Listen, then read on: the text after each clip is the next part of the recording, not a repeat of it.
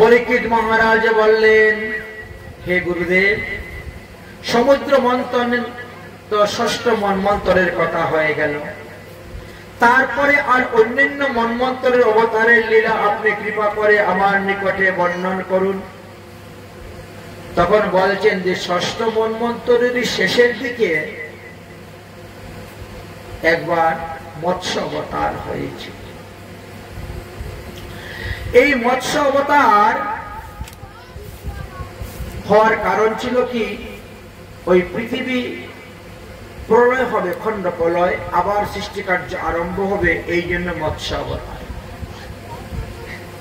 তো মৎস্য অবতার ভগবান কাকে দেখাবেন, কার উপরে ভিত্তি করে তিনি আসবেন, অবতীর্ণ হইবেন,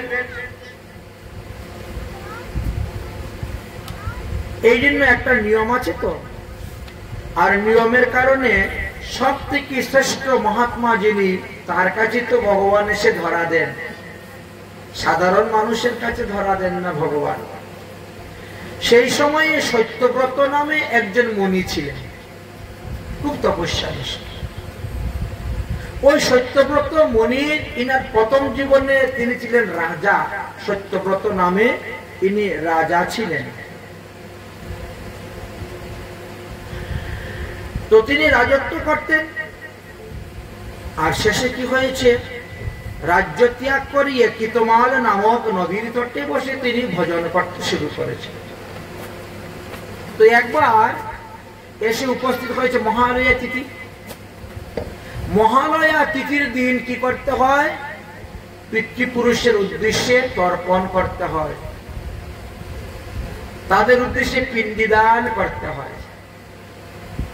তো তিনি তর্পণ করতে গিয়েছেন, নদীর জলে এক অঞ্জলি হাত জল নিয়েছেন, ইদম সতিলম উদকম সমর্পয়ামি বলে নাম বলবেন। এমন সময় দেখেন হাতের মধ্যে একটা পুঁটি মাছ উঠে গেছে জলের মধ্যে। অঞ্জলিবদ্ধ জলের মধ্যে পুঁটি মাছ দেখে জল ফেলে দিয়েছেন। এই জলে তো তর্পণ করা যাবে না। পুঁটি মাছটা বলছে, মহারাজ, আমি আপনার কাছে শরণাপন্ন হলাম আর আপনি আমাকে ফেলে দিলেন। শরণাপন্নকে রক্ষা করাই তো রাজার ধর্ম।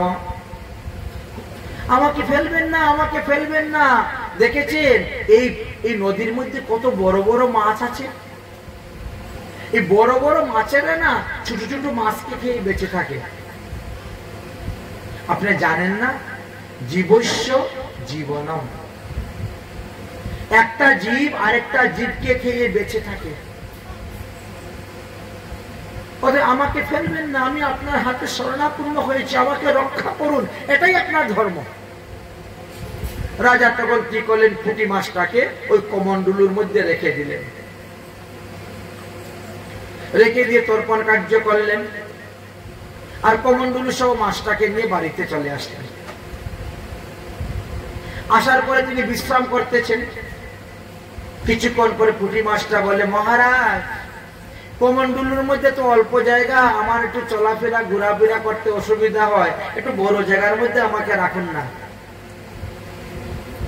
তিনি উঠে এক গামলা জল দিলেন, দিয়ে গামলার মধ্যে রেখে দিয়ে বিশ্রাম করছেন। আবার বলছে, মহারাজ, এইখানে তো আমার থাকতে কষ্ট হচ্ছে, গামলার মধ্যে আমার কোনো খাবার নাই, খাদ্য নাই, কিছু নাই, পেটের পিঠায় বড় কষ্ট পাচ্ছি, আমাকে একটু বড় জায়গায় রাখুন না, যাতে খাওয়া দাওয়া পাই আমি। নিয়ে ফেলে দিলেন পুকুরের মধ্যে। খা, মাছেরা তো মাটি খেয়ে বেঁচে থাকে, মাটি খাইলেও প্রায় বাঁচতে পারে, বিভিন্ন গাছের লতা পাতা শিকড় খেয়েও মাছ বাঁচতে পারে। ফেলে দিলেন, বিশ্রাম করছেন। কিছুক্ষণ পরে বলছে, মহারাজ, এই পুকুরে থাকতে আমার বড় কষ্ট হচ্ছে, এর থেকে বড় একটু জায়গার মধ্যে নিয়ে রাখুন না। নিয়ে ফেললেন একটা সরোবরের মধ্যে। ফেলে এসেছেন, আবার চিৎকার করছে, মহারাজ, মহারাজ, সরোবরে থাকতে আমার কষ্ট হচ্ছে, আরো একটু বড় জায়গায় নিয়ে রাখুন না। তিনি চিন্তা করলেন, যা বেড়া, তাহলে সমুদ্রের মধ্যে নিয়ে ফেলবো, দেখি কত বড় হইতে পারে সব। সমুদ্রে যখন নিয়ে ফেলতে গিয়েছেন, তখন বলছে, মহারাজ, আমাকে সমুদ্রের মধ্যে ফেলবেন না। কেন? আরে জানেন না সমুদ্রের মধ্যে জলের নিচে কত বড় বড় প্রাণী আছে, 10টা-20টা হাতি একবারে গিলে ফেলতে পারে, এমন বড় বড় প্রাণী আছে, আমার তো গিলে ফেলে দিবে, অতএব আপনি আমাকে রক্ষা করুন। তিনি বলেন, তুমি কে রে বাবা? কালকে থেকে তুমি আমার সঙ্গে যে নাটক শুরু করেছ, তোমার এই উৎপাতে আমি সাধন ভজন করতে পারছি না, তুমি কোন লীলা ধরতে এসে দেখাতে এসেছো আমাকে, তুমি কে, পরিচয় দাও। তখন ভগবান নিজের রূপ ধারণ করে বললেন, আমি ভগবান শ্রীহরি। মৎস্য রূপে তুমি কেন এসেছো আমার কাছে? বলে, তোমাকে পরীক্ষা করার জন্য। পরীক্ষা করার জন্য তুমি পরীক্ষায় উত্তীর্ণ হয়েছ, অতএব আগামী 7 দিনের মধ্যে মুষলধারে বৃষ্টি হবে, আর সেই বৃষ্টিতে পুরা পৃথিবী জলমগ্ন হয়ে যাবে। তখন তোমার কাছে একটা নৌকা আসবে, তুমি নৌকার মধ্যে খাদ্যশস্য এবং শাস্ত্র পুরাণ আদি সমস্ত গ্রন্থ তুলে রাখবে, মুনি ঋষিগণকে নিয়ে তুমি থাকবে এই নৌকার মধ্যে। আমি মৎস্যরূপ ধারণ করে আসব, হয়গ্রীব নামক অসুরকে বধ করে 4 বেদকে আমি উদ্ধার করব, আর তোমাদেরকে নিয়ে ঘুরে বেড়াবো ততদিন পর্যন্ত ব্রহ্মা নির্দিষ্ট থাকবে, ততদিন পর্যন্ত রাত্রিকাল। তোমাদেরকে আমি শিক্ষা দিব, যে গ্রন্থের নাম হবে মৎস্য পুরাণ। এই তো বলে ভগবান সেখান থেকে চলে গেলেন অদর্শন হয়ে। যাই হোক, এবার কি হলো? মুষলধারে বৃষ্টি হলো। সম্বর্ত নামক মেঘমালা থেকে যেভাবে বৃষ্টির জল পড়ে, ওইভাবে বৃষ্টি হতে শুরু হলো, আর সেই বৃষ্টির জলে একেবারে সমস্ত গোষ্ঠী প্লাবন হয়ে গেল। আসলো একখানা নৌকা, নৌকার মধ্যে খাদ্যশস্যের বীজ তুললেন, তারপরে দেখা গেল এক বাসুকি সর্প আসলে, নৌকার এক পাশে বাসুকি সর্প পেঁচিয়ে ধরেছেন, এদিকে ভগবান মৎস্য অবতার রূপে প্রকট হলেন, একেবারে 1200 কিলোমিটার যোজন 4 ক্রুশ প্রস্থ হয়ে এমন ভাবে ধারণ করে আসলেন, এসে উপস্থিত হলেন, আর তিনি ওই বেদকে উদ্ধার করে নিয়ে আসলেন। এইভাবে ভগবান প্রলয়কালীন বাড়ি পর্যন্ত তিনি ভ্রমণ করলেন, করে তাদেরকে কৃপা করলেন এবং মৎস্য অবতারে সন্তুষ্ট। এই মৎস্য অবতার হওয়ার পরে আবার যখন ব্রহ্মার নিদ্রা ভঙ্গ হইল, তখন সৃষ্টি কার্য আরম্ভ হলো। এবার আসলো 7ম মন্বন্তর। এই 7ম মন্বন্তরে ভগবানের অবতারের কথা আমরা আলোচনা করব। এই 7ম মন্বন্তরের যে প্রথম সত্য যুগ, সেই সত্য যুগে ভগবান বামন দেব রূপে প্রকট হয়েছিলেন। এই 7ম মন্বন্তরের যে মনু ছিলেন, তিনার নাম ছিল বৈবস্বত মনু। তিনাকে সবাই শ্রাদ্ধদেব বলিয়া ডাকিতেন। এই শ্রাদ্ধদেবীর পিতার নাম ছিল বিভস্বান নামক সূর্য। তাই বর্তমানে তিনার রাজত্বকাল চলিতেছে। এই শ্রাদ্ধদেব বা বিভস্বান নামক সূর্যের বৈবস্বত মনুর 10টি পুত্র সন্তান ছিল। ইক্কাক, নবগ, ঋষভ, সরজাতি, এইভাবে 10টি পুত্র সন্তান ছিল। এই 7ম মন্বন্তরে ইন্দ্রের নাম হলো পুরন্দর নামক ইন্দ্র। পুরন্দর নামক ইন্দ্র রাজত্ব করিতেছেন। এই 7ম মন্বন্তরে কশ্যপ ঋষি, অত্রি, বৈশিষ্ট্য, বিশ্বামিত্র, গৌতম, যমদগ্নি এবং ভরদ্বাজ, এই 7 ঋষিরা আছেন। এই 7ম মন্বন্তরে কশ্যপ ঋষির স্ত্রী অদিতির গর্ভে ভগবান বিষ্ণু বামন রূপে প্রকট হইয়াছেন। সুতরাং এই 7ম মন্বন্তরটি বৈবস্বত মনুর শাসনকাল। বৈবস্বত সূর্যদেবের 2 জন স্ত্রী ছিলেন। একজনের নাম ছিল সংজ্ঞা আর একজনের নাম ছিল ছায়া। কিন্তু সুখদেব বললেন যিনি সংজ্ঞা তিনি ছায়া। কারণ সংজ্ঞা ছিলেন বিশ্বকর্মার কন্যা, ছায়া কার কন্যা ছিল এই কথা তো জানা যায় না। তবে অন্যান্য পুরাণ থেকে জানা যায় যে সংজ্ঞার সঙ্গে যখন ভবিষ্যৎ এই বিভীষণ নামক সূর্যের বিবাহ হয়েছিল তখন তিনি দুটি সন্তান জন্ম দিলেন। দেওয়ার পরে তিনি আর সূর্যের বেগ সহ্য করতে পারছেন না, আর সূর্যের বেগ সহ্য করতে না পেরে তিনি তিনার ছায়া থেকে এক রমণীকে সৃষ্টি করে রাখলেন, তোর নাম ছায়া, দেখতে একই রকম, তুই সূর্যদেবের সেবা কর, আর ততদিন পর্যন্ত আমি গিয়ে একটু হরিভজন করে তেজ শরীরের মধ্যে বর্ধিত করি যাতে সূর্য সেবা করতে। কিন্তু সূর্যদেব বুঝতে পারলেন না, ওই ছায়াকেই নিজের স্ত্রী মনে করে তিনি তার সঙ্গে মিলন করলেন, আর এতে যম এবং যমুনার জন্ম হয়ে গেছিল। বুঝতে পারেন না। একদিন কি হয়েছে, ওই ছায়া আর যমের সংজ্ঞা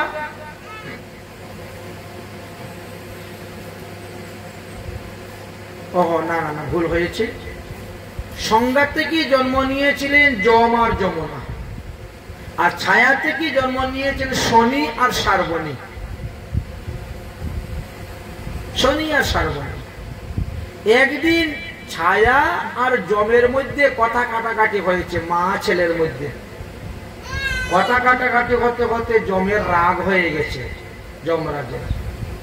আর রাগ হয়ে কি করেছেন, উনি মাকে লাথি মেরে দিয়েছেন। তখন ছায়া রাগ উঠে গেছে, ও আমি তোর নিজের মা নয়, এই জন্য তুই আমাকে লাথি মেরে দিলে না,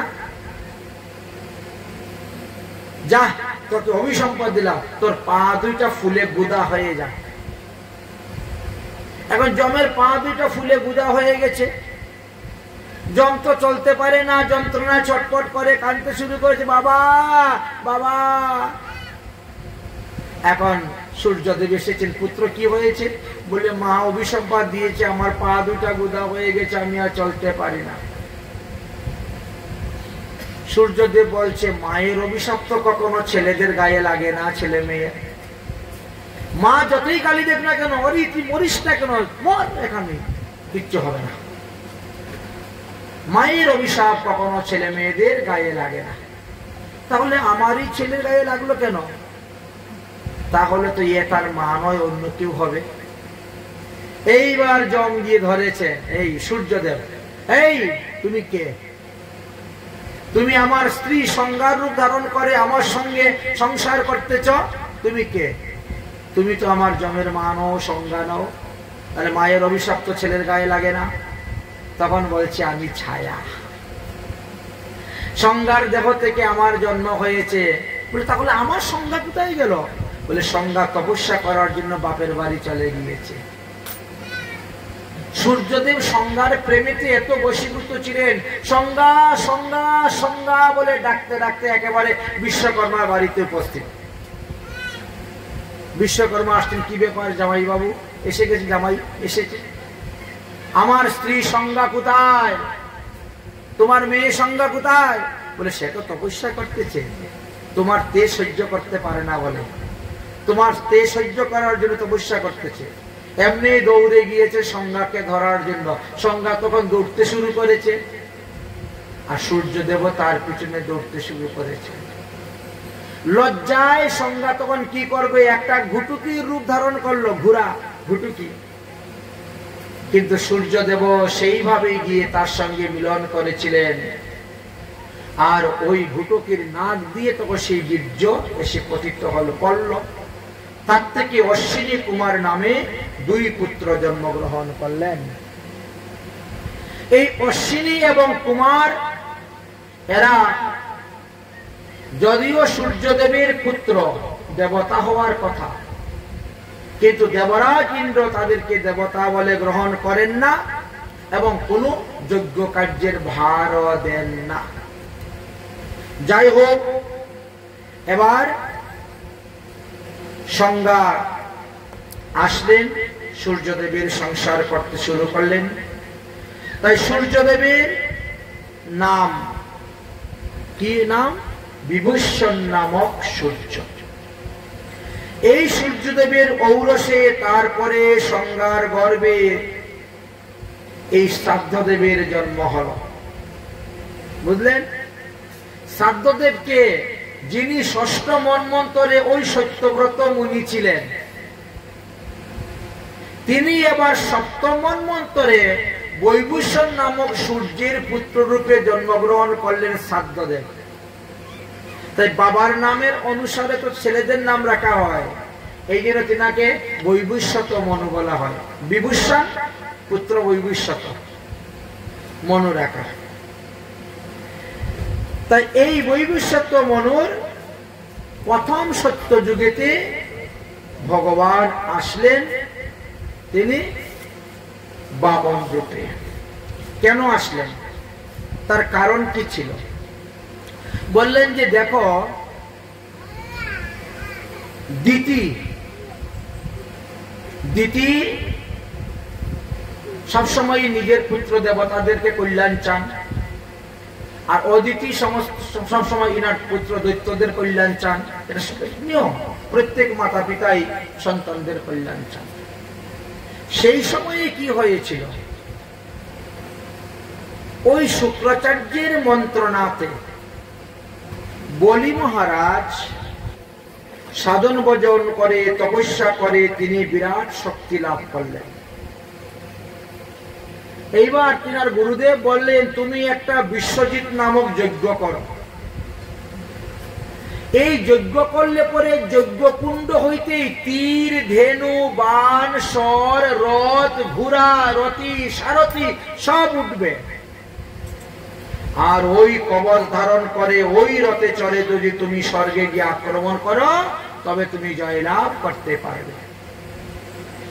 এই জন্য তিনি আরম্ভ করলেন বিশ্বজিৎ নামক যজ্ঞ। যজ্ঞ যখন আরম্ভ হলো, তখন দেখা যায় যজ্ঞ কুণ্ড হইতে একের পর এক দ্রব্য উঠতে শুরু হলো। যজ্ঞের উৎসব পঙ্গত ভান্ডারার নিমন্ত্রণ খেয়ে সবাই বিজয়ী ভব, বিজয়ী ভব, বিজয়ী ভব আশীর্বাদ দিতে শুরু করেছে। এবার স্বর্গরাজ্যে গিয়ে যুদ্ধ করলেন। বলিরাজ স্বর্গের রাজ্য দখল করে তিনি ইন্দ্রাসনে বসে গেলেন। বলিরাজ ইন্দ্র রূপ ধারণ করে তিনি স্বর্গরাজ্য চালাতে শুরু করলেন। দেবতারা মনুষ্য রূপ ধারণ করে পৃথিবীতে বিচরণ করতে শুরু করেছেন। দেবতাদের মা অদিতি দেবী, তখন তিনি কশ্যপ ঋষিকে বললেন, হে ঋষিবর, আপনি আমাকে এমন একটা পুত্র সন্তান দান করুন, যে পুত্র আমার সতীনের সন্তানদেরকে সরিয়ে দিয়ে ওই বলিরাজার কাছ থেকে রাজ্যকে এনে আমার পুত্র মন্ত্রধূমকে রাজ্য দান করতে পারে। আপনি এই ব্যবস্থা করেন। তিনি বললেন, দেবী, এই রকম উত্তম সন্তান লাভ করতে গেলে তোমাকে একটা ব্রত করতে হবে। যারা পুত্র সন্তান লাভ করতে চায় তাদেরকে একটা ব্রত করতে হবে, এবং শ্রীমদ্ ভাগবত মহাপুরাণে সেই ব্রতের পদ্ধতি এবং মন্ত্র দিয়ে গিয়েছেন। সেই মন্ত্র অনুসারে আপনি যদি কাজ করেন, অবশ্যই আপনার পুত্র হবেই হবেই হবে। তো কি বললেন? বললেন যে ফাল্গুন মাসের শুক্লপক্ষের প্রতিপদ থেকে এই ব্রত আরম্ভ করতে হবে একাদশী পর্যন্ত। এই 11 দিন আপনাকে দুগ্ধ পান করে থাকতে হবে। ব্রতের সংকল্পের নিয়ম হয়েছে অমাবস্যা দিবসে আপনাকে কোন নদীতে গিয়ে স্নান করতে হবে। বন্য বরাহের দন্তের মাটি গায়ের মধ্যে লেপন করে 8টা ডুব দিতে হবে, 8টা মন্ত্র বলে। তারপরে এসে ভগবান বিষ্ণুর চরণে 108টা তুলসী পাতা দিতে হবে। পঞ্চামৃত পঞ্চগব্যে ভগবানকে স্নান করাতে হবে। জব শৈলধানের পায়াস রান্না করে ভগবানের ভোগ দিতে হবে। ভূগন্তে সেই সমস্ত দ্রব্য ব্রাহ্মণ বৈষ্ণবকে দান করতে হবে, আর তারপরে তোমাকে স্বয়ং ভোজন করতে হবে। তাই পূজার পদ্ধতি, পূজার মন্ত্র, বিধি আদি সমস্ত কিছু বর্ণন করলেন। যদি 11 দিন তুমি করতে পারো এই নিয়ম, 12 দিনের দিন তুমি ব্রত ভাঙবে, আর ওই দিনই ভগবান এসে তোমাকে দর্শন দিয়ে দিবেন। মাত্র 12 দিনে ভগবান পদপদ্ম লাভ করা যাবে, এবং ভগবানের পরে, ভগবানের কৃপায়, ভগবানের আশীর্বাদে তুমি এমন উত্তম সন্তান লাভ করতে পারবে যে সন্তান ওই দেবরাজ বলির কাছ থেকে স্বর্গরাজ্য এনে তোমাকে দান করতে পারবে। অসুররাজ বলির কাছ থেকে এনে তোমাকে স্বর্গরাজ্য দান করতে পারবে তোমার পুত্র মন্ত্রধূমকে। অতএব তুমি যদি চাও এই ব্রত আরম্ভ করে দাও। ও দিদি দেবী কায় মন বাক্যে ব্রতের সমস্ত নিয়ম রক্ষা করে তিনি ব্রত করতে আরম্ভ করলেন। ব্রত করতে করতে 11 দিন পূর্ণ হয়ে গেল, 12 দিন হয়ে গেল, এখনো তো ভগবান আসছেন না, দর্শন দিচ্ছেন না। কারণ ব্রতের প্রতি একটা অভিমান এসে গেছিল। ব্রত করে অভিমান, আমি এত ব্রত করেছি তো ভগবান তো আমার কাছে আসবেনি, দর্শন দিবেনি। কিন্তু অভিমান থাকলে তো ভগবানকে পাওয়া যায় না, অভিমান ত্যাগ করতে হয়। একাদশী ব্রত করছেন, অহংকার করতে যাবেন না যে আমি একাদশী ব্রত করি, তাহলে ব্রতের ফল পাওয়া যায় না। অভিমান করতে নাই সাধন ভজনেও। আমি প্রসাদ পুজি বলে অভিমান করতে নাই, আমি ব্রত করি বলে অভিমান করতে নাই। কারণ অভিমান যাদের মনে থাকে ভগবান তাদেরকে দর্শন দিতে, কৃপা দিতে আসেন। যখন অনেকক্ষণ অপেক্ষা করলেন, 12 দিন পার হয়ে গেল, এখনো ভগবান আসছেন না, তখন হৃদয়ের মধ্যে আসলো, নির্ভয়ে উপস্থিত হয়ে গেল, সমস্ত অহংকার চুরমার হয়ে গেল। তিনি ভগবানের কাছে প্রার্থনা করছেন, দর্শন দাও ভগবান, ও না তো মেরা আকিয়া রে, দর্শন দাও ভগবান, দর্শন দাও ভগবান, ও না তো মেরা আকিয়া প্যাসি রে, দর্শন দাও ভগবান, দর্শন দাও ভগবান, ও না তো মেরা আকিয়া প্যাসি রে, দর্শন দাও ভগবান। মন্দিরে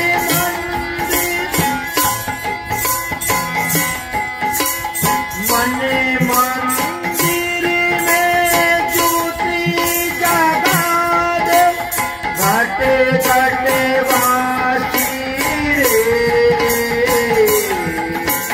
মনে মন্দিরে মে জ্যোতি জাগা দে, ঘাটে ঘাটে বাঁশি রে, দর্শনে দাও ভগবান, ও না তো মেরা আকিয়া প্যাসি রে, দর্শন দাও ভগবান, তো মেরা আকিয়া প্যাসি রে, দর্শন দাও ভগবান। মন্দিরে মন্দির জ্যোতি জাগা দে, ঘাটে ঘাটে বাঁশি রে,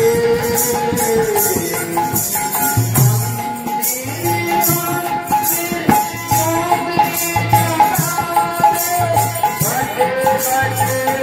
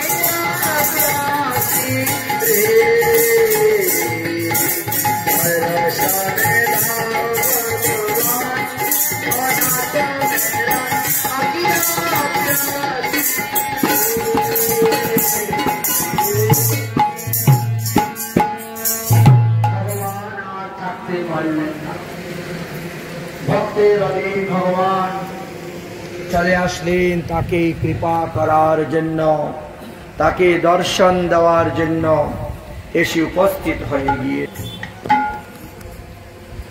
ভগবান বলছেন, হে অদিতি দেবী, আমি তোমার তপস্যায় সন্তুষ্ট হইয়াছি, অতএব তুমি আমার কাছে বর চাও। তুমি যাহা চাইবে আমি তাহাই তোমাকে বর দিব। অদিতি দেবী বলছেন, হে ভগবান, আমার সতীনের পুত্ররা দৈত্য দানব অসুর রাক্ষসেরা সর্বদাই আমার পুত্রদের উপরে অত্যাচার করে, বিড়ম্বনা করে, যুদ্ধ করে, কষ্ট দেয়, দুঃখ দেয়।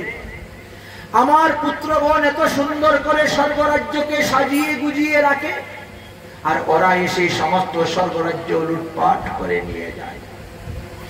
আজ দেখো আমার পুত্রগণ মনুষ্যরূপ ধারণ করে পৃথিবীতে বিচরণ করতেছেন, আর আমার সতীনের পুত্রগণ অসুরগণ, দৈত্যগণ, দানবগণ, রাক্ষসগণ তারা স্বর্গরাজ্য দখল করে বসে আছে। আমার একটাই প্রার্থনা, ওই বলি রাজার কাছ থেকে স্বর্গরাজ্যকে ছিনিয়ে এনে আমার পুত্র মন্ত্রদেবকে দান করুন, আর এইরকম একটা পুত্র সন্তান আমাকে দান করুন। ভগবান বলছেন, এইরকম পুত্র সন্তান তো পৃথিবীতে কোনো জীবাত্মাকে দেখতে পাচ্ছি না, এত বড় কার্য সাধন করবে, তাই আমি তোমার পুত্র রূপে এসে জন্মগ্রহণ করব, করে তোমার এই কার্য আমি সমাধান করে দিয়ে যাব। তাহলে এখনো ভগবান তৈরি আছেন পুত্র রূপে জন্মগ্রহণ করার জন্য। যদি আপনি ভজন করতে পারেন, আপনার পুত্র রূপে ভগবান আসতে প্রস্তুত। যাই হোক, ভগবান আসলেন, দেবী গর্ভবতী হলেন এবং যথার্থ সময়ে পুত্র সন্তান প্রসব করলেন। পুত্রের নাম রাখলেন কি? বামন। বলো বামন ভগবান কি। আমাদের বামনের আবির্ভাব তিথিকেও জয়ন্তী তিথি বলা হয়েছে। আচ্ছা, বামন ভগবান কখন এসেছিলেন? বলে ভাদ্র মাসের শুক্লপক্ষের দ্বাদশী দিবসে বামন দেব এসে আবির্ভাব হয়েছিলেন। তাই একাদশী ব্রতের পর আমাদেরকে বামন দ্বাদশী দিনে বামন দেবের অভিষেক অন্তেই পালন করতে হয়। কখনো কখনো একাদশী সংযুক্ত দ্বাদশী ব্রত করলে দ্বাদশীতে ব্রতন করে, দ্বাদশীতে অর্থাৎ পরের দিন দ্বাদশীর মধ্যেই আমাদের ব্রতের পালন করতে হয়ে থাকে। ভগবান বামন দেব দেখতে দেখতে দেখতে দেখতে একেবারে 5 বৎসরের বালক হয়ে গেলেন, 7 বৎসরের বালক হয়ে গেলেন। এবার ভগবান বামন দেবের উপনয়ন সংস্কার করা হবে। ব্রাহ্মণের ছেলে তো, ব্রাহ্মণের ছেলেদের মাতৃগর্ভ হইতে গণনা করে 5 বৎসরের পর আর 16 বৎসরের মধ্যে তাকে উপনয়ন সংস্কার করাতে হবে। তাই বামন ভগবানের উপনয়ন সংস্কারের ব্যবস্থা করা হলো।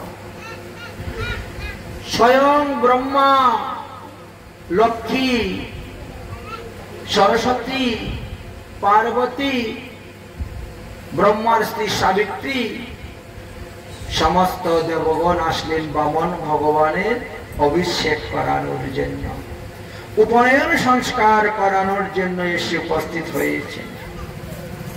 এক একজনে এক একটা দ্রব্য দিতে শুরু করেছেন। উপনয়ন সংস্কার ভিক্ষা দিলেন জগৎ মাতা উমা, ভিক্ষা দিলেন।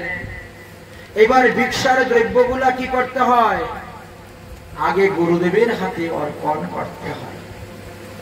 তো গুরুদেবের কাছে যখন অর্পণ করেন, গুরুদেব উপনয়ন সংস্কারের এই ভিক্ষা আপনি গ্রহণ করুন।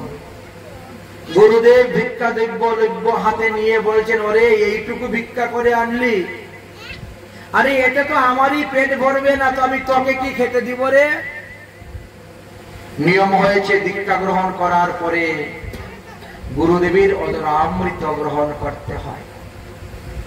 গুরুদেব প্রসাদ পেয়ে তারপরে দিবেন, আপনি সেই প্রসাদ গ্রহণ করবেন। এখন এমন দ্রব্য আনলে গুরুদেবেরই পেট ভরবে না, তো শিষ্যকে কি খেতে দিবে? এইরকম অনেক সময় হয় তো ঘটনা। তখন কি করতে হবে? দরজা বন্ধ করে খেতে হবে, তাহলে শিষ্যরা না চায়। গুরুদেব খেতে বসলেই যদি বলে শিষ্য, গুরুদেব আমার জন্য একটু প্রসাদ রাখবেন, তাহলে গুরুদেবের অভুক্ত অবস্থায় উঠতে হবে, আধা পেট ভরে খেতে হবে। আর পরিমাণ তো কম, আর নিজেই যদি পেট ভরে খেয়ে নেয় তাহলে তো শিষ্যর কপালে জুটবে না।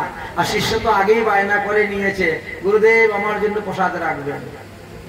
তো গুরুদেব আগেই বলে দিয়েছেন, বাবা রে তুই ভিক্ষা করে যা এনেছিস এটা তো আমারই পেট ভরবে না, তো তোকে কি খেতে দিব? আগেই পরিষ্কার কথা।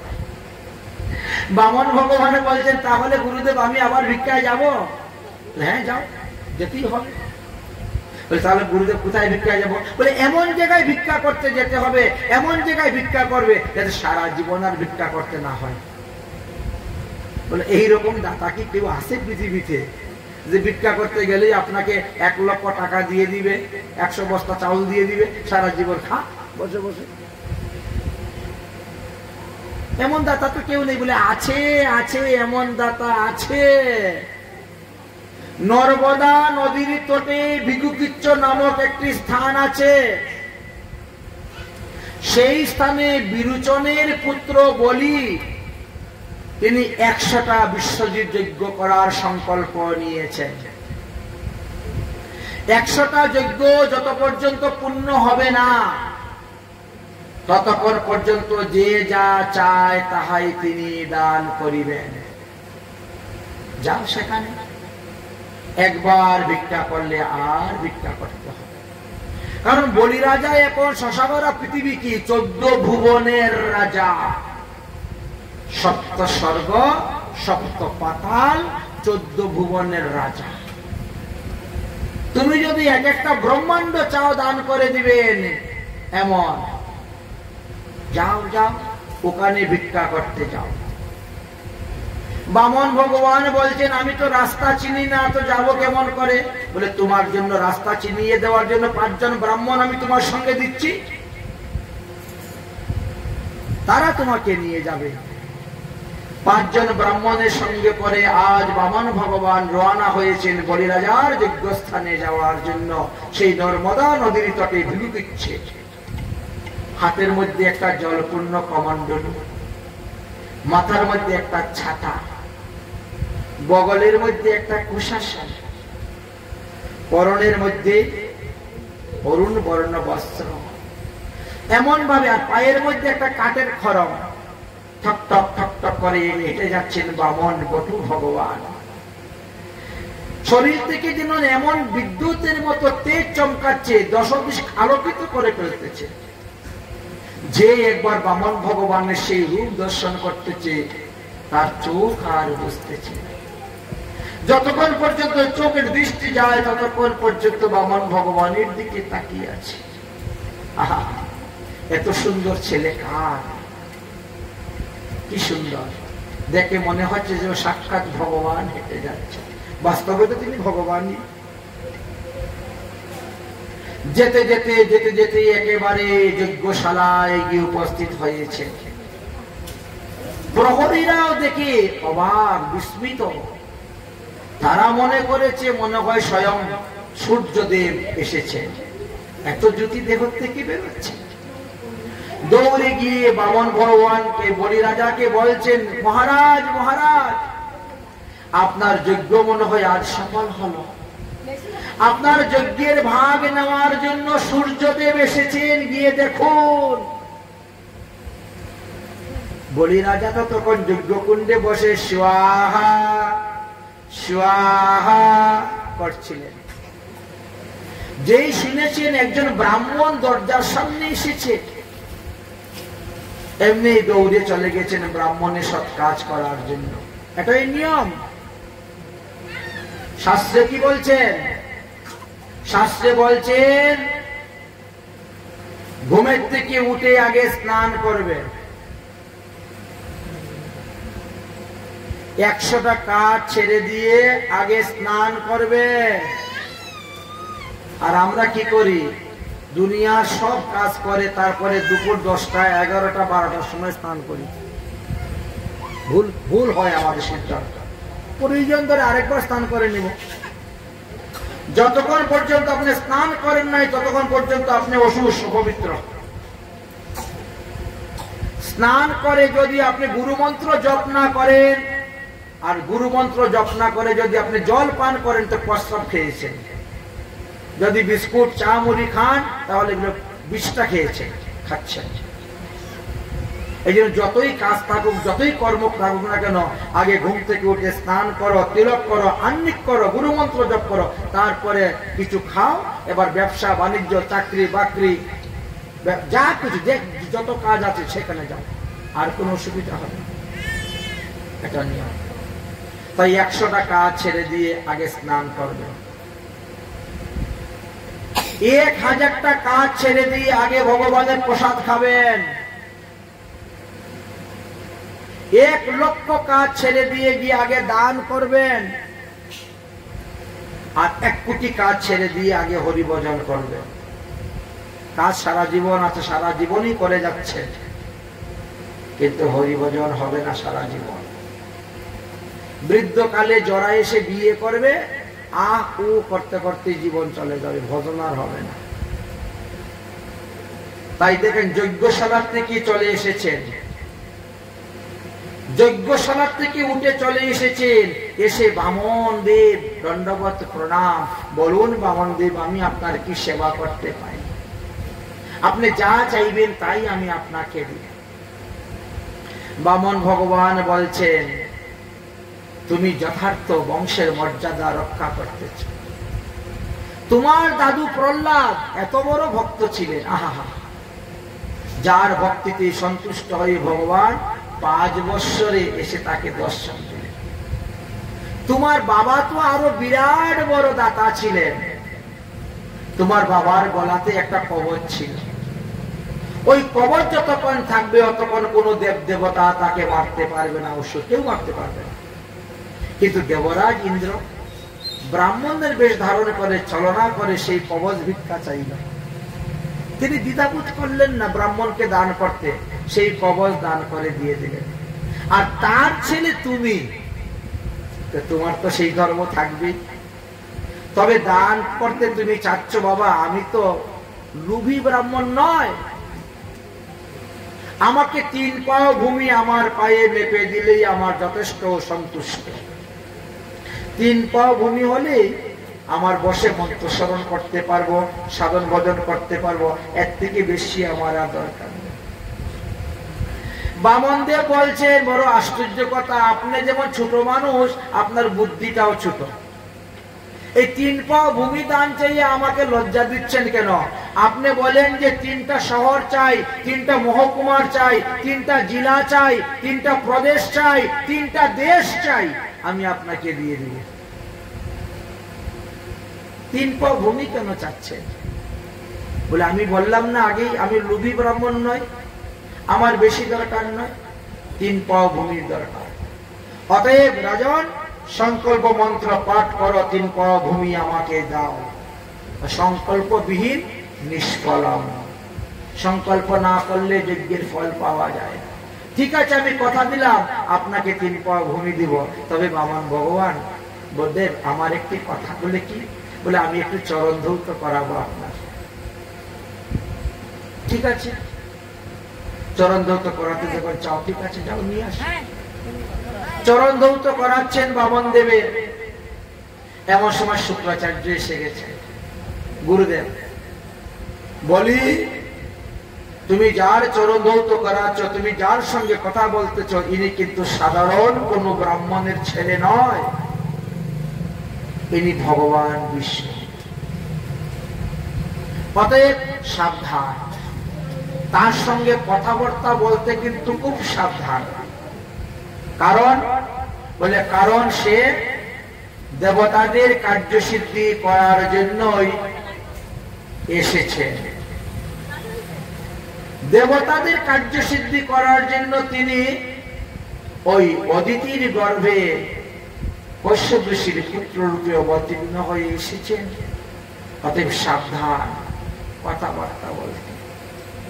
গুরুদেব কথাবার্তা তো হয়েই গিয়েছে, প্রায় শেষ। উনি আমাকে বলছেন তিনার পায়ে মেয়ে 3 পাও ভূমি দিতে। আমিও বললাম ঠিক আছে তাই দিব। তাই 3 পাও ভূমি দেওয়ার জন্য প্রস্তুত হচ্ছি। শুক্রাচার্য বলছে, ওরে তুই কি সর্বনাশ করলি রে, তোর কি মাথা খারাপ হয়েছে? তুই কার সঙ্গে কথা বলতে যাচ্ছিস?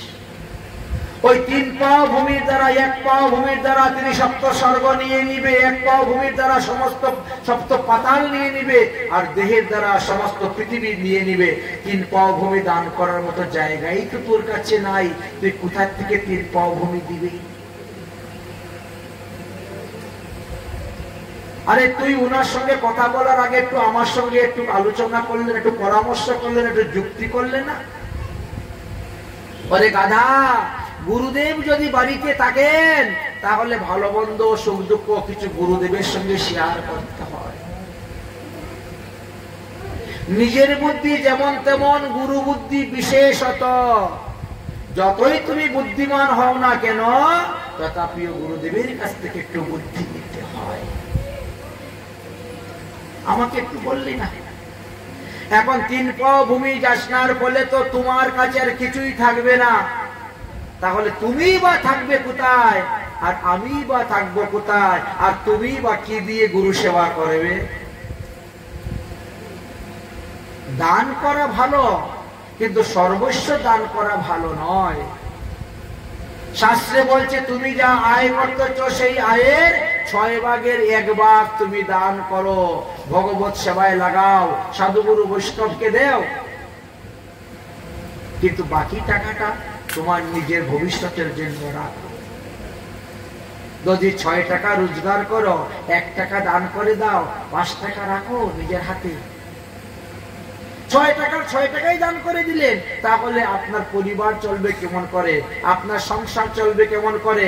রোগ সুখ অসুখ বিসুখ কত কিছু আছে। ডাক্তারকে মাগনা চিকিৎসা করবে, মাগনা ঔষধ দিবে। গুরুদেব এখন কি করব বলেই তো ফেলেছি। বলে ফেলেছ, কথা পাল্টাই না। কথা পাল্টাই নাও মানে মিথ্যা ছলনার আশ্রয় নেও, কপটতার আশ্রয় নেও, কূটনীতির আশ্রয় নেও। তাহলে কিভাবে? তুমি বলো, হে বামন দেব, তোমার পায়ে মেপে 5 পাও ভূমি দিব না, 3 পাও ভূমি। আমার পায়ে মেপে 3 পাও ভূমি দিব। আমার পাটা বড় বড়, তোমার পাটা ছোট, এই কথা বলো। এখন তো চিন্তায় পড়ে গেছে। বলি মহারাজ বলছেন, গুরুদেব আমি প্রহ্লাদের নাতি হয়ে এরকম মিথ্যা ছলনা কেমন করে করি? আবার সাধারণ মানুষ ভগবানের সঙ্গে। আমি তো জেনেই ফেলেছি যে ভগবান এসেছেন, এটা তো ভগবানের সঙ্গে তো করা ঠিক হচ্ছে। আরে তুই আমার কথা শুনবি না? যদি আমার কথা না শুনিস আমি তোকে অভিসম্পাদ দিব, তুই শ্রীহীন হয়ে যাবে। আমার কথা শুন, এতে তোর লাভ হবে। আর তুই যদি মিথ্যে কথা বলতে না পারস, ছলনার আশ্রয় নিতে না পারস, কূটনীতি করতে না পারস, তো যা, তুই চলে যা, সরে যা, যা করার আমিই করব। এখান থেকে বামনদেবকে কিভাবে ভাগাতে হয় তা আমার ভালো করে জানা আছে। দানও করতে হবে না, অথচ ভাগিয়ে দিতে পারবো। বলি মহারাজের নিজের হৃদয় থেকে শব্দ আসতেছে, হায় হায় হায় হায়। যে গুরুদেবের ভজন করলে পরে, যে গুরুদেবের বাক্য মানলে পরে, যে গুরুদেবের আদেশ পালন করলে ভগবান উঠে চলে যাবেন, এমন গুরুদেবের সেবা করে লাভ নাই। মুনি ঋষিগণ হাজার হাজার বছর তপস্যা করে ভগবান পাদপদ্ম লাভ করতে পারে না, দেখা পায় না, দর্শন পায় না। আর সেই ভগবান আজ আমার দরজার সামনে দাঁড়িয়ে আছে, আর আমি তিনাকে মিথ্যা ছলনা কপটতা করে, মিথ্যা কথা বলে তাকে এখান থেকে ভাগিয়ে দিব? এটা ঠিক নয়, এটা ঠিক নয়। আমার গুরুদেব যে বলছেন এটা ঠিক না। না, গুরুদেব আমি পারবো না মিথ্যা কথা বলতে। প্রহ্লাদের নাতি হয়ে আমি মিথ্যা কথা বলবো, এটা হয় না। আরে পাগল, তুই জানিস না 5 জায়গায় মিথ্যা কথা বললে পাপ হয় না? তুই এত ভয় পাচ্ছিস কেন রে মিথ্যা কথা বলতে? 5 জায়গায় মিথ্যা কথা বললে পাপ হয় না। বলে কোথায়? বলে এক হলো বিবাহে। বিয়ের সম্বন্ধ, পাত্র পাত্রী সম্পর্কে আলোচনা করতে গিয়ে এখানে যদি কেউ মিথ্যা কথা বলে, এতে পাপ হয় না। 2 নম্বর, নিজের স্ত্রীকে নিজের বশে রাখার জন্য, আনার জন্য মিথ্যা কথা বললে পাপ হয় না। 3, পরিহাস উপহাস করে মিথ্যা কথা বললে পাপ হয় না। 4, ব্যবসা বাণিজ্য করতে গিয়ে মিথ্যা কথা বললে পাপ হয় না। 5, নিজের প্রাণ রক্ষা করতে গিয়ে, সাধুগুরু বৈষ্ণবকে রক্ষা করতে গিয়ে মিথ্যা কথা বললে পাপ হয় না। আর আজকালকার তো সাধুগুরুদেরকে আরো বিপদে ফেলার জন্য মিথ্যা কথা বলে মানুষ, রক্ষা করার জন্য কি হবে? কত রকম মিথ্যা কথা বলে, কত সাধুর নামে দেখো না মামলা মোকদ্দমা হয়ে যায়, কেস টুকে দিচ্ছে মানুষ। তিলকে তাল করে বানিয়ে সাধুদের নামে মামলা মোকদ্দমা, কেস, আসামি করে দেয়, মিথ্যা বলে। আর শাস্ত্রে বলছে সাধুগুরু বৈষ্ণবকে রক্ষা করবেন, রক্ষা করতে গিয়ে মিথ্যা কথা বললে পাপ হবে। অতএব তুমি মিথ্যা কথা বলো। তিনি বলছেন আমি মিথ্যা কথা বলতে পারবো না, আমি প্রহ্লাদের নাতি।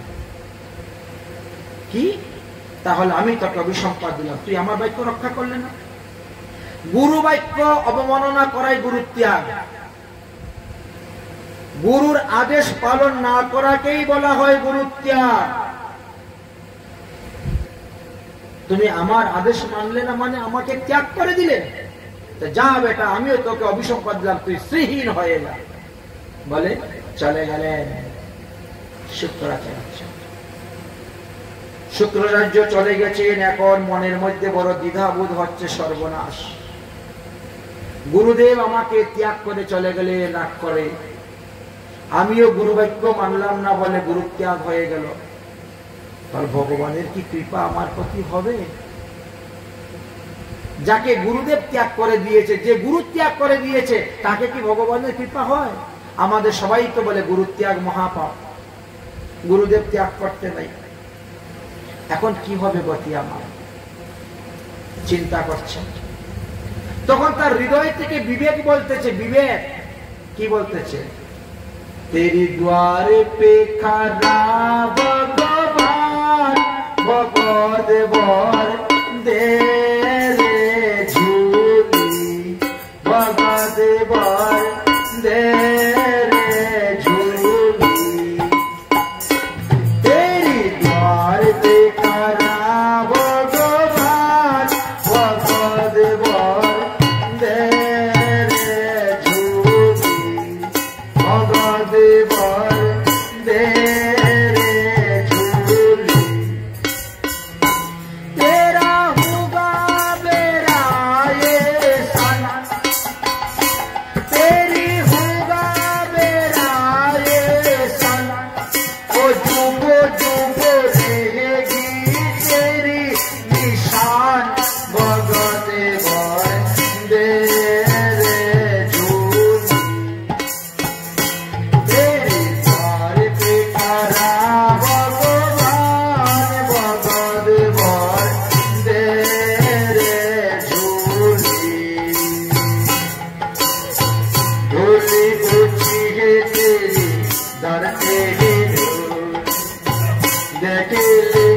लगा कर सारा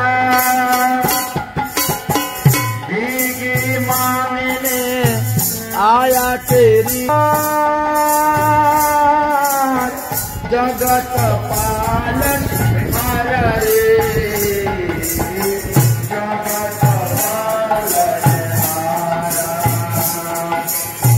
जगत पालन हमारा रे जगत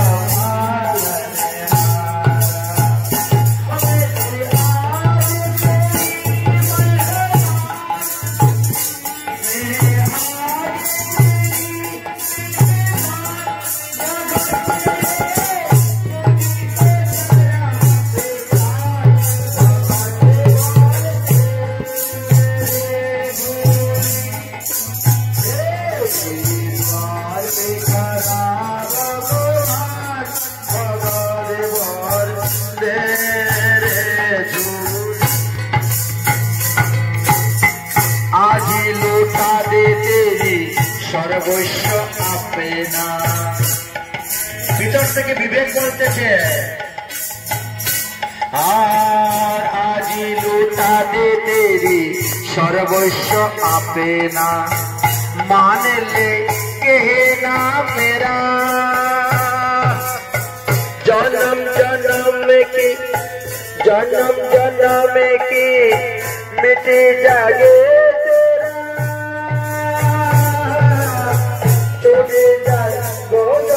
तेरा जोड़े जाए जन्म तेरा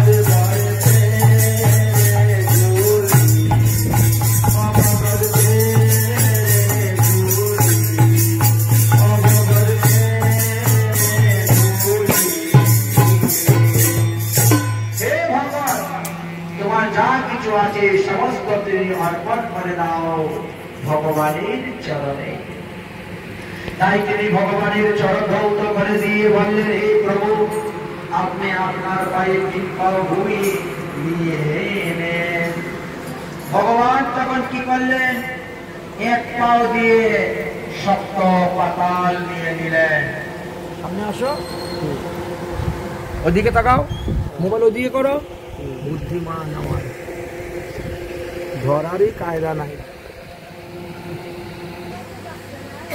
বামন ভগবান এক পাও দিয়ে তিনি সপ্ত পাতাল নিয়ে নিলেন এক পা দিয়ে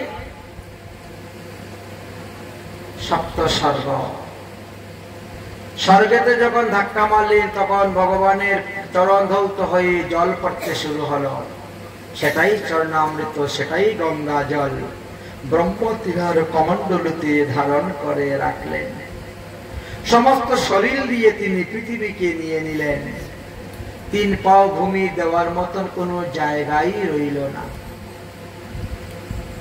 जायगा रइल ना तुमी वाक्य दिए वाक्य रक्षा करते पारो नाई हे बलिराज जे सत्य दिए सत्य रक्षा करते ना पारे ताके घोर नरक যন্ত্রণা ভোগ করিতে হয় তুমি তিন পাও ভূমি দিবেছিলে বলেছিলে এখন দুই পাও ভূমি হয়ে গেল এক পাও বাকি আছে তাই তাকে বরুণ পাশে বন্ধ করে নিলেন বলি মহারাজের স্ত্রী দৌড়ে আসলেন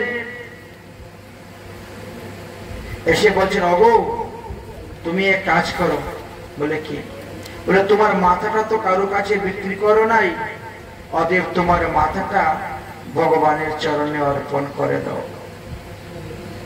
একেই বলে ধর্মপত্নী। বৃন্দাবলী তখন উপদেশ দিলেন, তখন বলছে ভগবান আমার বাক্য মিথ্যা হইতে দিব না, আপনার তৃতীয় চরণ বের করুন, আমি তার স্থান দিব। বামন ভগবানের নাভি হইতে তৃতীয় চরণটা বেরোলো। বলিরাজ বলছে তাহলে আমার মাথার মধ্যে সেটা অর্পণ করুন। আর মাথা তো আগে গুরুদেবের চরণে বিক্রি করে দিয়েছিলাম, সেই গুরু তো আমাকে ত্যাগ করে চলে গিয়েছেন, এখন আমার মাথায় আপনার চরণ করব। আচ্ছা, গুরু ত্যাগ করেও এখানে বলিরাজের পাপ হলো না? যে গুরুকে ভজন করলে ভগবান পাওয়া যাবে না, সেই গুরুকে ত্যাগ করলে কোনো পাপ হয় না। যে গুরুর ভজন করলে সংসার বন্ধন থেকে মুক্ত হইব না, সেই গুরু ত্যাগ করলে কোনো পাপ হয় না। তাই দেখেন ভগবানের কৃপাতে ভগবান বলছেন সত্যি সত্যি তুমি তোমার বাক্য রক্ষা করতে পেরেছ, তাই আমি অত্যন্ত প্রসন্ন সন্তুষ্ট, অতএব তুমি আমার কাছে বর চাও। তুমি কি তোমার এই সমস্ত অসুরদেরকে নিয়ে স্বর্গরাজ্যে থাকতে চাও, না আমার সঙ্গে যে এসেছে 5 জন ব্রাহ্মণ তাদেরকে নিয়ে রসাতলে থাকতে চাও? এই স্বর্গে যেমন সুন্দর সম্পদ আছে, আমি ঠিক অনুরূপ ভাবে রসাতল একটা রাজ্য বানিয়েছি, সুন্দর সম্পদ বানিয়েছি, ভোগ বিলাসের কোনো কিছুর কম নাই। এবার তুমি বলো কোনটা চাও? তিনি চিন্তা করলেন যে এই হাজার হাজার অসুর দৈত্য দানব রাক্ষসদেরকে নিয়ে স্বর্গে যাওয়ার চাইতে 5 জন ব্রাহ্মণকে নিয়ে রসাতলে যাওয়া শ্রেয়। তাই বললেন প্রভু আমি রসাতলই চাই, স্বর্গ আমার দরকার নাই। আমি 5 জন পণ্ডিত ব্রাহ্মণকে নিয়ে থাকবো, তারা আমাদেরকে ধর্মতত্ত্ব উপদেশ দিবে, শিক্ষা দিবে। ভগবান বলছেন বাহ, তোমার বিচার যথার্থ হয়েছে, তুমি বর চাও, বর চাও আমাকে যে আমি তোমার ত্যাগ তিতিক্ষা বৈরাগ্যতে অত্যন্ত সন্তুষ্ট প্রসন্ন হয়ে গেছি। বলে বর যদি দিতে হয় প্রভু, তাহলে এই বর দিন আপনি আমার দরজার সামনে সর্বদা বসে থাকবেন। আমি যখন ঘর থেকে বেরোবো তখন আমি আপনাকে দর্শন করব, যখন ঘরে ঢুকবো তখন আপনি আপনাকে দর্শন করব, অতএব আপনি সর্বদা আমার দরজায় বসে থাকবেন। ভগবান বলছেন তথাস্তু, তাই হবে। তাই দরজার মধ্যে ভগবানের ফটো রাখতে হয়। অনেকে কি করে, মা বাবার মৃত ফটো রেখে দেয় ঝুলিয়ে,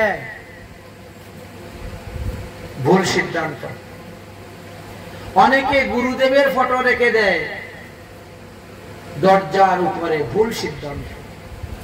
কারণ তুমি বাজার থেকে সবজি কিনে জিনিসপত্র নিয়ে এসে ওনার চরণতলে দিয়ে নিয়ে গিয়ে রান্না করে ভগবানের ভোগ দিবে, এটা ঠিক হয় না। আপনার বাবার মৃত ফটো আপনি দরজার সামনে রেখে দিয়েছেন, আর আপনার বাবার ফটোর নিচে দিয়ে আপনি ভগবানের ভোগ নিয়ে গিয়ে ভোগ লাগাচ্ছেন, এটা ঠিক হয় না। তাই মা বাবার ফটো অন্যদিকে রাখুন, অন্যদিকের দিবালে রাখুন, দরজাতে ভগবানের ফটো রাখতে। এক তো বামন ভগবান থেকে আমরা এই শিক্ষা লাভ করলাম, আমার গতকালকে পেলাম নরসিংহ ভগবান থেকে এই শিক্ষা। নৃসিংহ ভগবান থাকেন চৌকাটের মধ্যে, বামন ভগবান থাকেন ওখানে দারোয়ান হয়ে বসে। আরম্ভ করলেন রাজা। এই বলি মহারাজ তো সর্বস্ব ভগবানকে দিয়ে দিয়েছিলেন। আচ্ছা, যদি সর্বস্ব কেউ কারো কাছে দান করে দেয় তাহলে ভগবান তার কাছে ঋণী হয়ে যায়। ভগবান বলছেন কেউ যদি আমাকে 1 গণ্ডূষ গঙ্গা জল, 1টা তুলসী পাতা অর্পণ করে, তাহলেও আমি তার কাছে ঋণী হয়ে যাই। তার ঋণ শোধ করার জন্য আমি তার পিছনে পিছনে দৌড়ি, ওরে তুই বল কি চাস, কি চাস, তুই যা চাস আমি তোকে তাই দিব, ঋণী হয়ে যান।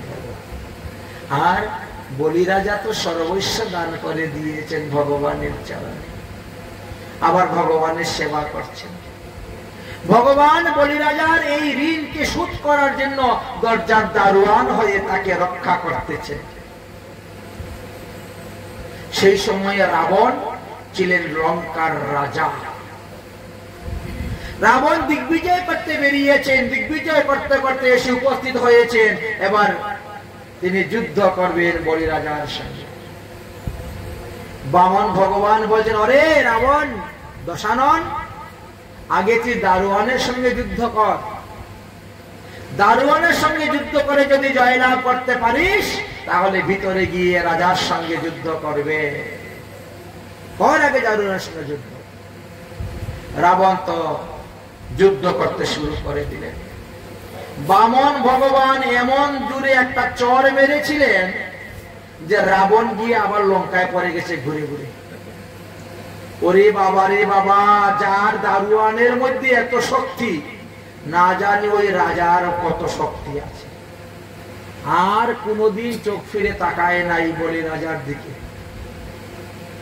তাই আপনার বলতে যা কিছু আছে আপনি ভগবানকে দান করে দেন, ভগবান আপনাকে চালাবেন, আপনাকে দেখবেন, আপনাকে রক্ষা করবেন। প্রভু সর্বস্ব তোমারি চরণে সপিয়া পড়েছি তোমার ঘরে। প্রভু সর্বস্ব, মাইক্রোফোনটা নাও, তুমি না গাইতে বলে আরেকজনকে দিয়ে দাও মাইক্রোফোন। প্রভু সর্বস্ব তোমার চরণে সপিয়া পড়েছি তোমার ঘরে। কেন এইটাকে লম্বা করো না তো? নাই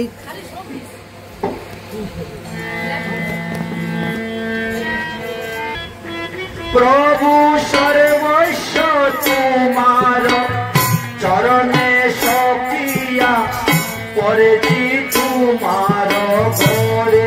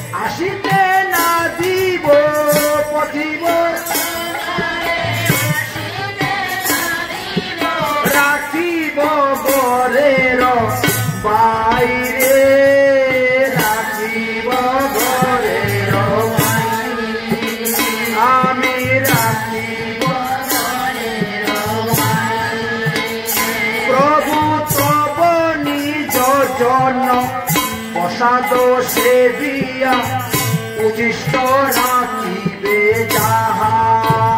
প্রভু সব নিজ জন প্রসাদ উচিষ্ট রাখিবে, আর উচিষ্ট রাখিবে যাহা।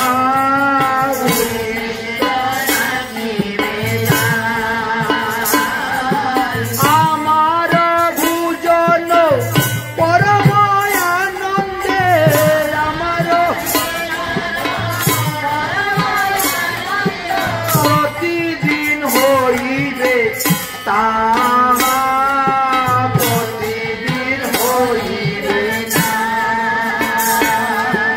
বসিয়া শুইয়া তোমার চরণ বসিয়া চিন্তিব সতত আমি।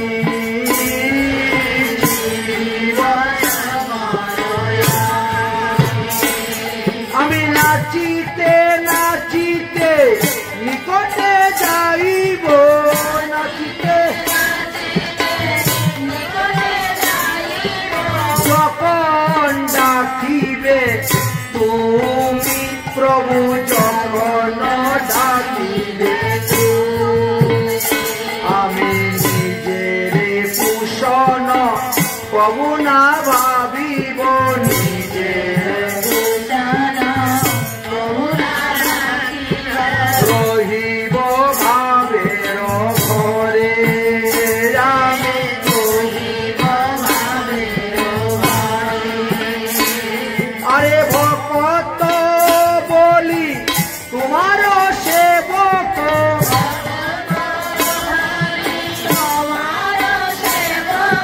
বলিয়া বরণ কর, বলিয়া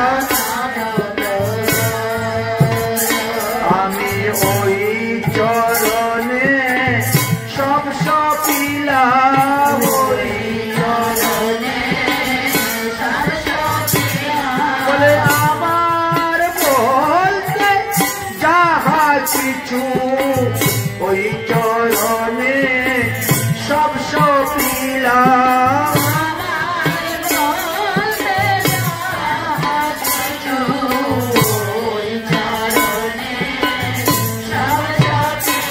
আমার চরণ ছাড়া করো না গো, চরণ ছাড়া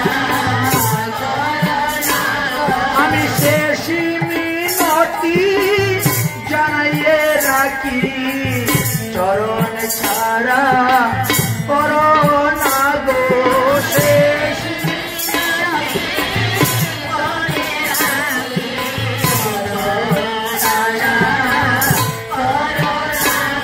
আমার অন্তিম কালে দিও না ফাঁকি, অন্তিম কালে আমি শেষ মিনতি জানাইয়ে রাখি, অন্তিম কালে দিও না ফাঁকি।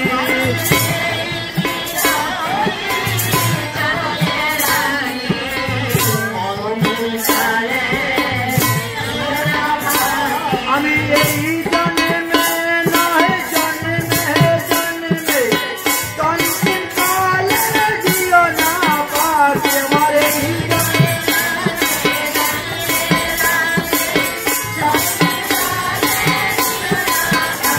আর এই জন্মে নয় জন্মে জন্মে আমায় চরণ ছাড়া করো না গো, এই জন্মে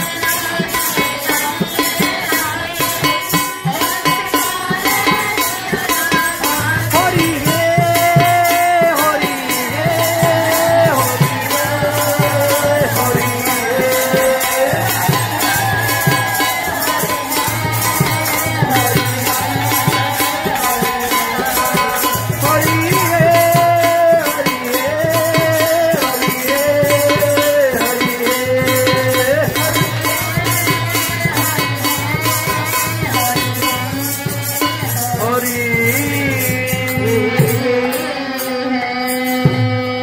ভগবান বামনদেব বললেন তথাস্তু, তাই হইবে। এই তো ভগবান বামনদেব রয়ে গেলেন বলিরাজার দরজার সামনে দারোয়ান হয়ে। এদিকে মা লক্ষ্মী বলিকুণ্ডে বসে চিন্তা করছেন ব্যাপারটা কি। এতদিন গত হয়ে গেল, আমার প্রভু কেন এখনো ফিরে আসতেছেন না বৈকুণ্ঠে? দেবতাদের কার্য সাধন করার জন্য দেবতাদের অনুরোধে তিনি অদিতি দেবীর গর্ভেতে বামন রূপে জন্মগ্রহণ করলেন। আর বলিরাজাকে ছলনা করে তার কাছ থেকে রাজ্য এনে মন্ত্রদুমক নামক ইন্দ্রকে দান করে দিলেন। দেবতারা স্বর্গে সুখে বাস করতেছে, কিন্তু আমার প্রভু কোথায় গেলেন?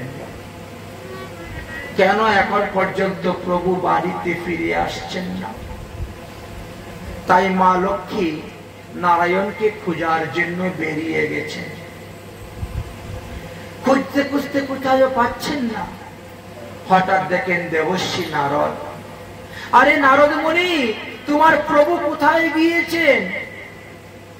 দেবর্ষি নারদ বলল, মাগো, যদি কেউ কারু সর্বস্ব হরণ করে নেয় তাহলে সে যে তার কাছে ঋণী হয়ে যায়, আর সেই ঋণ শোধ করার জন্য আজ আমার ভগবান বলিরাজার দরজার দারোয়ান হয়ে তাকে পাহারা দিচ্ছেন, তাকে রক্ষা করছেন। এই ঋণ শোধ না হওয়া পর্যন্ত তিনি আসবেন না। মা লক্ষ্মী চিন্তা করলেন, আমি তিনাকে ঋণ মুক্ত করে নিয়ে আসব। তাই ঋণ মুক্ত করার জন্য মা লক্ষ্মী রওনা হলেন। হাতের মধ্যে কি নিলেন? ওই লাল রঙের আর হলুদ রঙের সুতা। এই যে ঝুলন পূর্ণিমাকে আমরা কি বলি? রাখি পূর্ণিমা, তাই না? এই দিন সবাই সবার হাতে রাখি বন্ধন করে দেয়। এই লাল হলুদ সুতার মধ্যে খুব শক্তি আছে, এমন এক শক্তি, দিব্য শক্তি আছে, যে শক্তির দ্বারা মানুষের সমঙ্গ অমঙ্গল, সমস্ত আপদ, সমস্ত বিপদ সব দূরীভূত হয়। আমরা যজ্ঞের দিন যজ্ঞশালাতে যারা আসবেন সবার হাতে এই লাল হলুদ সুতা মন্ত্রপুত করে পরিয়ে দেওয়া হবে সবাইকে। সংকল্প মন্ত্র আদি পাঠ করতে গেলেও এইটা প্রয়োজন হয়। যে কোনো উৎসব অনুষ্ঠানের সংকল্প যখন নেওয়া হয় তখন এই সুতাটাকে বন্ধন করে দেওয়া হয়। নিয়ম হলো ভাগবত সপ্তাহ শ্রবণ করতেও আগে সংকল্প করে ভাগবত শ্রবণ করলে সেই ফল লাভ করা যায়। যারা সংকল্প মন্ত্র পাঠ না করে শ্রবণ করেন তারা 16 আনা ফল লাভ করতে পারেন না। আর যারা সংকল্প মন্ত্র করে পাঠ করবেন তাদেরকে একই নিয়মে একইভাবে প্রতিদিন পাঠ শ্রবণ করেও যেতে হবে, তাকে সম্পূর্ণ ভাগবতের বিধিবিধান মানতে হবে, এটাও সত্য। মা লক্ষ্মী সর্বপ্রথম এই প্রথা চালু করেছিলেন। তিনি লাল এবং হলুদ রঙের সুতা হাতে করে নিয়ে এসেছেন। বলিরাজা রাজ দরবারে উপস্থিত হয়েছেন। কি বলে? দাদা, ও দাদা, দাদা ঘরে আছো নাকি? বলিরাজা চিন্তা করছে, আমার কোথার থেকে বোন আসলো, কে আমাকে দাদা বলে ডাকে? এ আমার মশাত্ম বোন না, কাকাত্ম বোন না, পিসাত্ম বোন না, জ্যাঠাত্ম বোন, কিছুই বুঝতে পারছে না। এখন আবার তালতো বোন আর একটা আছে, তালই ঘরের বোন, তালতো বোন। তোমাকে তো চিনতে পারছি না, তোমাকে দেখে তো নতুন মনে হচ্ছে। তুমি আমার কোন বোন, কোন কালের বোন, কোন জন্মের বোন তাও তো জানি না। তো কি উদ্দেশ্য নিয়ে এসেছো বোন বলো? বলে, তোমার হাতের মধ্যে না এই সুতাটা বেঁধে দেওয়ার জন্য আসছে। আচ্ছা, এই সুতা বেঁধে দিলে কি হবে? তোমার সমস্ত অমঙ্গল, সমস্ত অশুভ সব দূর হয়ে যাবে। এই সুতা যতক্ষণ পর্যন্ত তোমার হাতে থাকবে কোথায় তোমার কোনো পরাজয় হবে না, কোনো রোগ সুখ ব্যাধি তোমার কাছে আসবে না, কোনো অশুভ অমঙ্গল তোমার আসবে না, কোনো ফাড়া দুর্ঘটনা অ্যাক্সিডেন্ট তোমার হবে না, তোমার অকাল মৃত্যু হবে না। আসো দাদা, এই সুতাটা আমি তোমার হাতে পরিয়ে দিই। বলি মহারাজ হাত বাড়িয়ে দিয়েছেন। আচ্ছা, এমন সুযোগটা কে ছাড়ে বলেন? হাত বাড়িয়ে দিয়েছে। মা লক্ষ্মী মন্ত্রপুত করছেন, জনবদ্ধ বালি রাজা দানবেন্দ মহাবল তেনু অনুবদ্ধামিতাং রক্ষং মা চলহ মা চলহ। হে বলিরাজ, যতদিন তোমার হাতে এই লাল হলুদ সুতা বাঁধা থাকবে এতদিন লক্ষ্মী তোমার ঘর ত্যাগ করে যাবে না।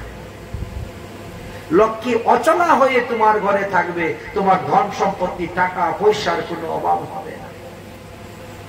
বড় সন্তুষ্ট। আরে ভুল, তুই আমার এত উপকার করলি, অথচ আমি তোকে কি দিব? বল তুই কি চাস? এর বিনিময়ে কিছু দিতে হয়। তুই আমার নিজে উপযাচক হয়ে আমার এত উপকার করতে আসলি, তাহলে তার বিনিময়ে তোকে কি দিব? বল তুই যা চাস আমি তাই তোকে দিব। সত্যি? বলে হ্যাঁ সত্যি সত্যি, 3 সত্যি করলাম। বলে তাহলে তোমার এই দারোয়ানকে তার সমস্ত ঋণ থেকে মুক্ত করে আমার হাতে অর্পণ করে দাও, তার সঙ্গে আমার বিয়ে দিয়ে দাও, এটাই আমি চাই। তখন বামন ভগবান কে দিতে বাধ্য হলেন বলিরাজা। বলিরাজ বামন ভগবানকে তখন মা লক্ষ্মীর সঙ্গে বিবাহ কার্য বন্ধন করে দিয়ে বিদায় দিয়ে দিলেন। এইভাবে মা লক্ষ্মী দেখেন উদ্ধার করে মুক্ত করে নারায়ণকে নিয়ে গেলেন।